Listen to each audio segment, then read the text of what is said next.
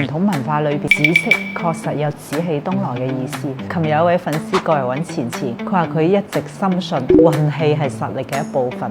九紫離火嘅喜年嘅今年呢，佢一定要揾一個紫色蛋面嘅翡翠同自己增加運氣。今日錢錢就將幾款紫色嘅日常配搭款分享俾大家。第一款推薦就係呢款紫色，佢鑲得好精緻，好簡單。而呢種紫呢係有少少茄紫色嘅，大家都知道十指九粗，而呢一隻絲毫冇紫嘅粗感，可見佢種水係幾咁好，難得一見嘅品質，好適合日常配搭。如果你中意大氣嘅，就可以揀呢啲太陽花或者向日葵款，佢嘅用金同埋用鑽都會好突出呢個又厚又大粒嘅蛋面，戴起身咧就好時尚。